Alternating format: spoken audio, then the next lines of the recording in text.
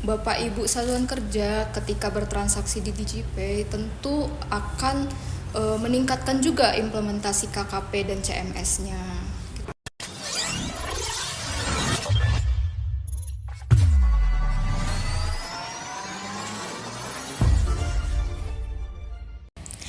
Halo Sobat Podcast, kembali lagi pada acara Happy Podcast KPPN Sidikalam episode ke-19. Di episode kali ini kita akan bincang-bincang bersama dengan saya Vivi dan rekan saya Silvani. Dan kita akan membahas topik yang akhir-akhir ini cukup banyak diperbincangkan. Kira-kira topik apa ya Kak Silvani yang akan kita bincangkan di episode Happy Podcast kali ini? Topik apa ya, Vi? Gimana kalau kita bahas tentang DigiPay 1? Jadi akhir-akhir ini tuh kita sering mendengar ya tentang aplikasi DigiPay 1, sebuah layanan platform belanja pemerintah yang akhir-akhir ini sangat hangat atau digencarkan oleh pemerintah. Nah, kira-kira semua pada penasaran nggak sih sebenarnya DigiPay 1 itu apa ya? Atau gimana ya cara menggunakannya?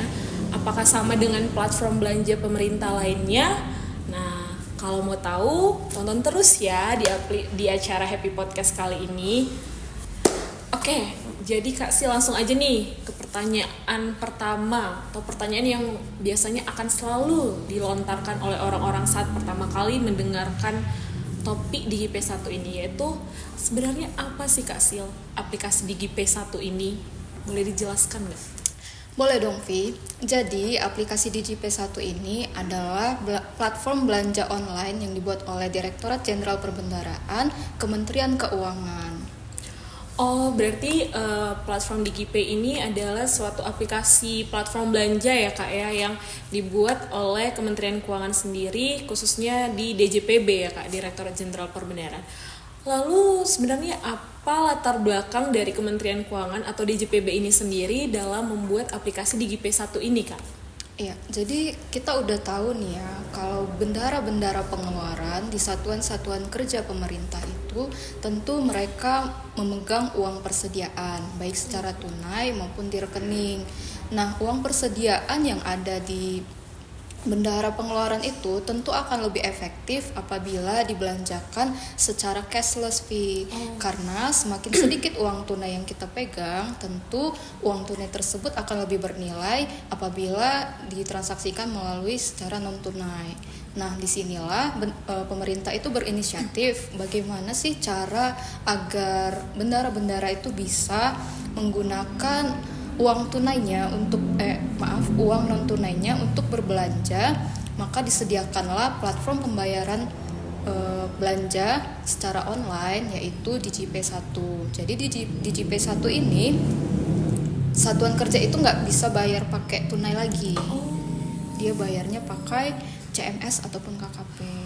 Oke, berarti dengan DigiPay 1 ini satuan kerja dalam hal ini kita belanja pemerintah itu diarahkan untuk cashless ya Kak, mendukung cashless society ini. Berarti dengan cashless society ini ada harapan akan kedepannya lebih aman berarti ya Kak, karena tidak akan menggunakan tunai lagi seperti itu bukan Kak? Jadi bisa meminimalisir penyalahgunaan fee. Karena kan kalau secara online gitu tentu track record kita membeli barang itu kan kita bisa lihat ya secara jelas. Itu sih. Oke, berarti keunggulannya tuh aman ya Kak, yang paling diutamakan itu karena aman, kemungkinan terjadinya penyelewengan itu sudah berkurang atau tidak mungkin lagi karena kan menggunakan namanya cashless ya Kak. Sudah tidak ada lagi nih sistem tunai, bayar tunai, semua udah langsung non tunai, dan selain itu track record dari proses belanjanya pun semakin lebih jelas dengan aplikasi DigiPay 1. Nah itu teman-teman, dengan DigiPay 1 berarti proses belanja pemerintah itu akan menjadi lebih aman. Selain lebih aman, kira-kira ada keunggulan lain nggak Kak dari DigiPay 1 ini sehingga DJPB tuh saat ini sangat-sangat semangat untuk ayo dong gunakan DigiPay 1, ayo dong gunakan DigiPay 1 gitu. Kira-kira keunggulan lainnya tuh apa Kak? Tentu ada ya, Vi. Jadi salah satunya itu rekanan-rekanan yang didaftarkan di aplikasi DigiPay 1 ini adalah kebanyakan kita utamakan itu UMKM, Vi. Jadi UMKM itu kan masih cakupan wilayahnya masih di daerahnya itu sendiri kan, di daerah di mana tokonya berada. Nah, melalui DJP1 ini karena bisa diakses oleh seluruh Indonesia, maka tentu vendor atau rekanan UMKM tadi bisa diakses oleh satuan kerja pemerintah lain di daerah yang berbeda dengan rekanan tersebut. Jadi belanja kita itu lebih bermanfaat, yaitu bisa mendorong perekonomian dan mendorong UMKM juga untuk lebih mengglobal lagi.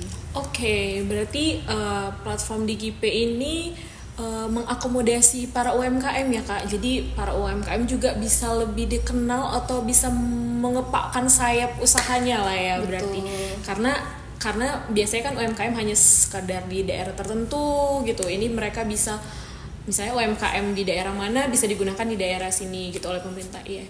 Ini berarti cukup membantu para UMKM untuk mengembangkan perekonomiannya. Jadi selain memudahkan dan aman, DigiP1 juga bisa membantu perekonomian dari mengembangkan usaha para UMKM kita.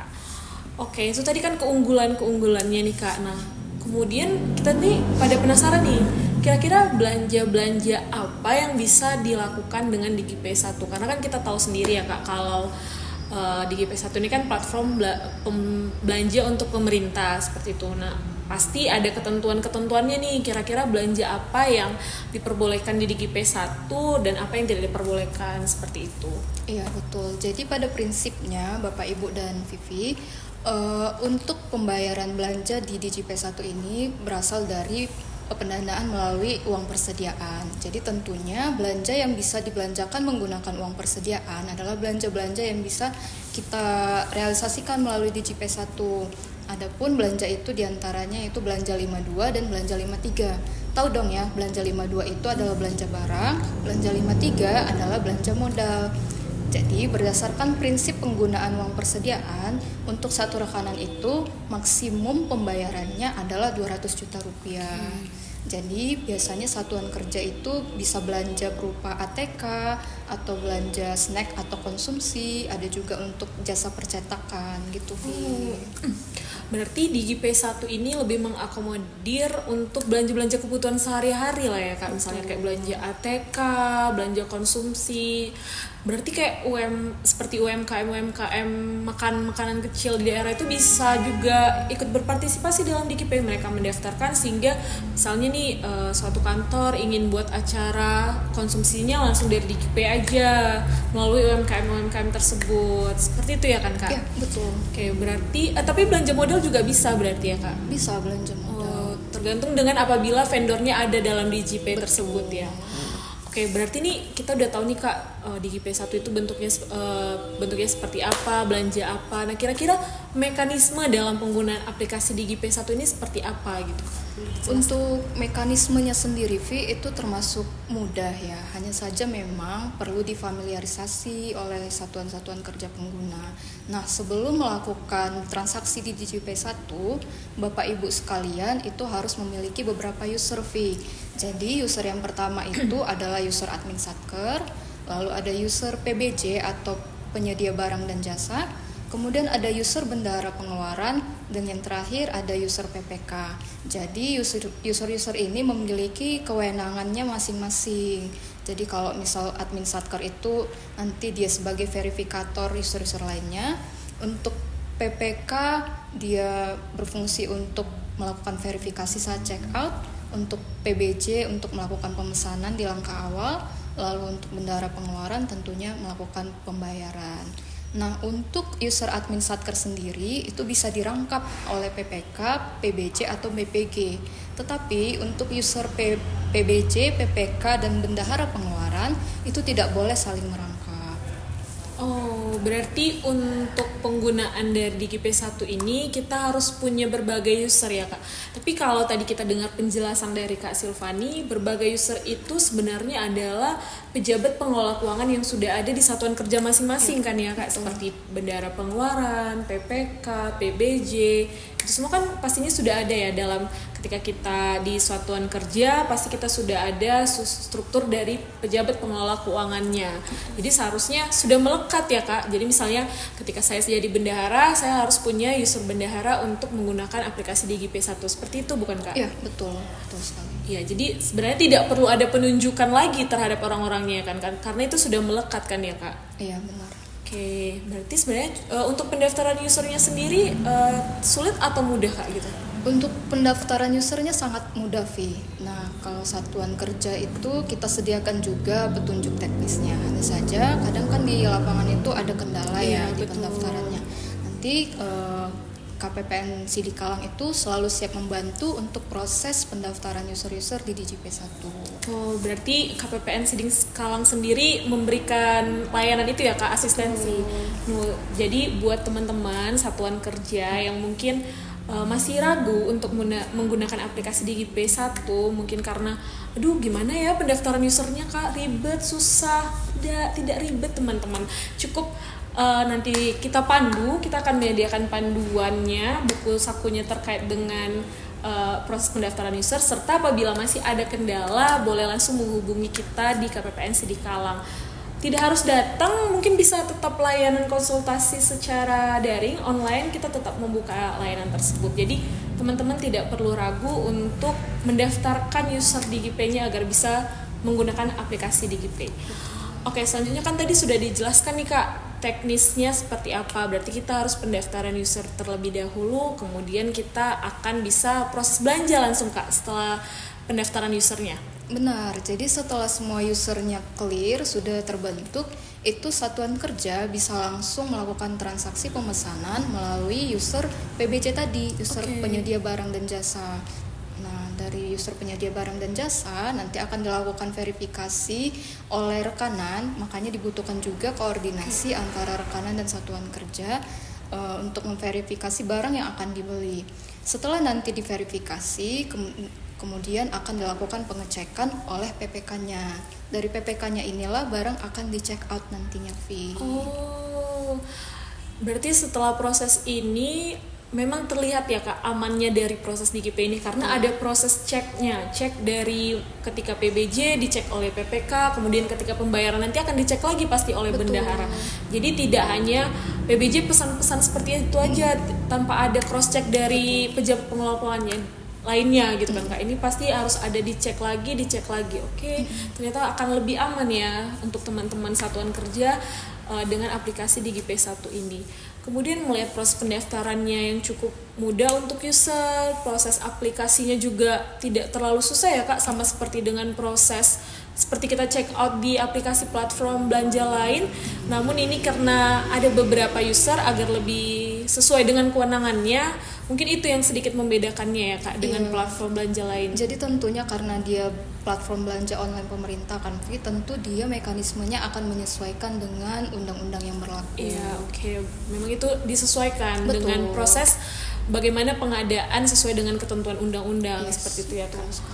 Oke, untuk implementasi DigiP1 ini sendiri di lingkup KPPN Sidikalang gimana kira-kira Kak? Kalau sejauh ini beberapa satuan kerja itu sudah aktif menggunakan DigiP1 ini ya, Vi. Jadi sejauh sampai September ini sudah ada sekitar 13 satuan kerja yang aktif menggunakan DigiP1 dan sudah KPPN Sidikalang juga sudah memberikan award ya kepada 3 pengguna DigiP dengan nominal terbesar gitu. Jadi tapi ada satu hal nih Vi sebenarnya, untuk implementasi DigiP1 ini masih perlu kita galakkan lagi dari KPPN Sidikalang sendiri, karena targetnya itu seluruh pemegang UP, satuan-satuan kerja yang memiliki UP itu kita targetkan untuk bertransaksi di DigiP1 minimal 1 kali sebulan. Oke. Gitu. Oh, berarti sejauh ini memang implementasinya sudah diusahakan agar semua menerapkan, tapi mungkin ya masih ada tantangan atau kendala kali ya Kak di satuan kerjanya. Kira-kira tantangan atau kendala apa yang akhirnya ini sering dihadapi ketika proses peningkatan implementasi DigiP ini Kak? Kalau di KPPN Sidikalang sendiri yang paling sering kita temui itu adalah tidak cukup lagi pagu untuk belanja barangnya. karena kan kebetulan ada efisiensi nih, efisiensi belanja oleh pemerintah pusat, di mana di triwulan ketiga dan triwulan keempat ini rata-rata dana untuk belanja barang dari satuan kerja itu sudah menipis. Oke, berarti memang karena kebijakan efisiensi juga ya Kak, sehingga implementasi DGP ini agak menurun sepertinya karena efisiensi. Namun kan mungkin kedepannya pasti KPPNC di Kalang sendiri ada strategi ya Kak yang akan diterapkan, bagaimana cara ayo nih kita tingkatkan lagi nih implementasi dari DGP gitu. Kira-kira apa nggak strategi dari peningkatan DGP ini? Iya Vi, jadi setelah koordinasi juga dengan beberapa satuan kerja yang memiliki kendala di pagu yang menipis, itu di tahun depan mereka komitmen Vi. Oke. Jadi ya Kak, kami nanti akan coba meningkatkan transaksi di GPay ketika kami baru mendapatkan pagu belanja 5253 gitu. Nah, untuk KPPNC di Kalang sendiri itu kita akan coba ya Vi, suatu langkah di mana untuk para pengguna uang persediaan, sebelum kita memberikan izin untuk uang persediaan mereka, itu kita coba untuk mensyaratkan mereka agar menyelesaikan minimal satu transaksi melalui DJP1 untuk familiarisasi juga kan. Jadi mereka terbiasa bertransaksi, dan setelah merasakan kemudahannya mungkin mereka akan jadi ketergantungan juga nanti. Betul, memang seperti biasa agak sulit di awal.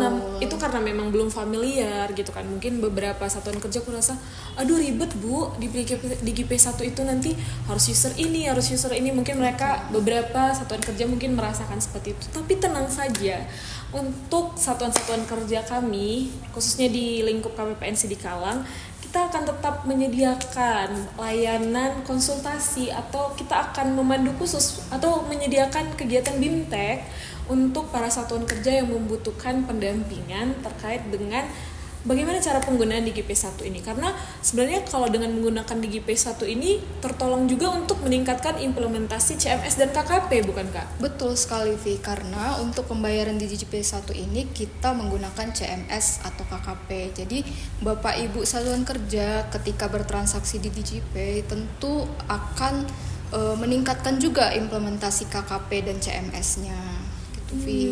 Tuh berarti sebenarnya jadi lebih mudah seharusnya kan Kak. Cuman ya mungkin ya karena sesuatu hal yang baru pasti harus membutuhkan lebih banyak effort untuk biar diperkenalkan ke banyak penggunanya, seperti itu. Mungkin di awalnya agak sulit Kak, karena kita sudah terbiasa nih para satuan kerja mungkin menggunakan metode tunai langsung ke tokonya melihat. Padahal sementara dengan DGP1 bisa saja vendor-vendor itu kita bisa menggunakan vendor yang sama, bukan Kak? Bisa. Kita sudah terbiasa sebenarnya dengan vendor tersebut, hanya kita memindahkan platformnya dari yang biasanya langsung ke vendornya, ini kita menggunakan platform media belanja online, seperti itu bukan Kak? Betul Vi, jadi kita nggak perlu habis ongkos juga kan untuk pergi ke rekanannya. Kita tinggal nge-WA atau nge-SMS, telepon, Pak ini sudah kami check out ya, tolong diproses. Oke Bu, nanti dikirim gitu. Untuk biaya kirimnya sendiri tuh hasil dari negosiasi Kak, atau seperti belanja lainnya gitu ada tarifnya? Nah iya, itu dia salah satu keunggulan di DGP1 juga. Jadi di sini kita bisa negosiasi dengan rekanan apakah mau pakai ongkir atau tidak gitu sih Vi. Dan untuk harganya juga bisa ditawar loh Bapak Ibu melalui DGP1. Ada media negosiasi ya? Betul, dia ada fasilitas negonya. Oke, berarti sebenarnya hampir sama dengan kita belanja langsung ke tokonya, tapi ini kita pindahkan nih dalam suatu wadah yang lebih mudah dengan namanya DGP1 online. Jadi sebenarnya sangat menguntungkan ya Kak, kita tidak perlu datang, cukup media dengan online, negosiasinya juga online gitu.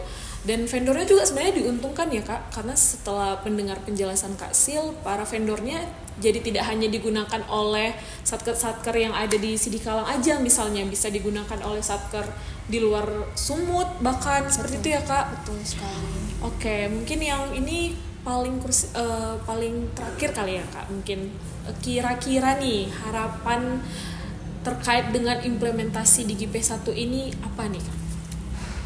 Harapan kedepannya? Iya, jadi harapan paling besar kedepannya itu adalah Satker terutama di lingkup KPPN Sidikalang ya Vi, itu bisa familiar bertransaksi melalui DigiP1 karena kadang untuk implementasi CMS maupun KKP sendiri itu masih banyak kendala karena satuan kerja tuh bingung mau ke rekanan mana ya. Sementara untuk KKP itu kan harus ada mesin edisi. Betul. Nggak semua UMKM itu punya mesin edisi. Nah kalau kita belanja dari DigiP1 itu kita nggak perlu mesin edisi, kita bisa pakai KKP-nya dengan menginputkan nomor KKP pada saat pembayaran di DigiP1 itu CV. Jadi dia meningkatkan implementasi cashless itu dari CMS, KKP dan DigiP1 itu dia meningkat semua. Berarti dengan DigiP1 ini sekali menggunakan DigiP1, CMS dan KKP-nya juga langsung meningkat ya Kak? Betul. Berarti istilahnya sekali dayung 2-3 pulau terlampaui nih Bapak Ibu. Jadi langsung cukup satu DigiP1 langsung CMS dan KKP-nya juga bisa meningkat. Berarti seharusnya tidak ada keraguan lagi ya Kak untuk menggunakan DigiP1 ini ya? Betul Vi, harusnya nggak ada lagi karena ini mempermudah ya, bukan justru mempersulit. Karena sekarang kan apa-apa udah online ya. Betul, kayak kadang betul. kamu pasti kalau belanja itu lebih prefer online kan daripada offline. Iya betul. Apalagi kadang sebenarnya keraguan belanja online ini kan karena nanti tidak sesuai barangnya. Namun dengan DigiP1 kan kita menggunakan vendor yang sudah biasa kita gunakan ya kan Kak. Cuman hanya kita pindahkan platformnya ke dalam DigiP1. Jadi begitu kali ya Kak. Mungkin ini udah cukup jelas ya buat teman-teman semua yang nonton podcast Happy Podcast episode kali ini bahwa sebenarnya DigiP1 ini betul-betul sebuah platform belanja pemerintah yang sangat-sangat menguntungkan untuk digunakan. Paling utamanya adalah karena bisa meningkatkan implementasi dari cashless society, karena khususnya di kondisi saat ini kita memang harus sudah meningkat, bukan lagi tidak menggunakan tunai tetapi mulai beralih ke metode yang non tunai atau cashless. Oke, kira-kira Kak Sil ada lagi yang ingin kita sampaikan lagi? Ada kira-kira pesan yang Kakak ingin sampaikan terkait dengan DigiP1 ini? Pesan saya paling satu Vi, bagi Bapak Ibu yang masih ragu untuk bertransaksi di DigiP1 bisa hubungin kami ya Bapak Ibu. Kita akan bantu mulai dari awal sampai akhir, dari proses pendaftaran sampai Bapak Ibu bisa melakukan pembayaran dan perekaman di Saktinya. Tenang, kita nggak akan tinggalkan. Iya betul, itu betul Bapak Ibu. Jadi jangan ragu, jangan takut kesulitan dalam penggunaan aplikasinya, karena di sini kita berdua akan menyediakan layanan konsultasi baik mau BIMTEK secara langsung ataupun melalui online. Kita terbuka Bapak Ibu. Jadi Bapak Ibu langsung saja bisa menghubungi saya ataupun Kak Silvani apabila ada kendala terkait dengan aplikasi DigiP1-nya, atau bahkan ketika ingin memulai Kak, mau coba mulai nih aplikasi DigiP1, tenang saja, kami akan pandu mulai dari start awal sampai dengan selesai hingga Bapak Ibu nanti mulai terbiasa menggunakan DigiP1 dan ujung-ujungnya nanti kayak terbiasa aja, udahlah DigiP1 aja, nggak usah lagi kita belanja ke toko-tokonya, langsung dari DigiP1. Seperti itu kan ya Kak? Benar sekali. Oke, baiklah Sobat Podcast, mungkin kita sudahi kali ya sesi Happy Podcast kita untuk bahas DigiP1 ini. Mungkin kedepannya kita akan membahas topik-topik yang lebih menarik lagi kan ya Kak, di episode kalinya. Jangan lupa untuk tetap like video kita, subscribe juga channel YouTube KPPN Sidikalang, dan tunggu episode Happy Podcast lainnya. Mungkin ini ada nih Kak penutupnya, kata-kata kuncinya nih, kata-kata. Jadi DigiP1 itu bukan sekadar aplikasi, melainkan sebuah langkah nyata menuju transformasi digital belanja pemerintah. Jadi mari kita dukung bersama penerapannya agar setiap rupiah APBN yang kita belanjakan benar-benar manfaat optimal bagi masyarakat dan mendorong kemajuan ekonomi bangsa. Oke, sekian dulu acara dari Happy Podcast kali ini. Sampai bertemu di episode Happy Podcast lainnya. Dadah!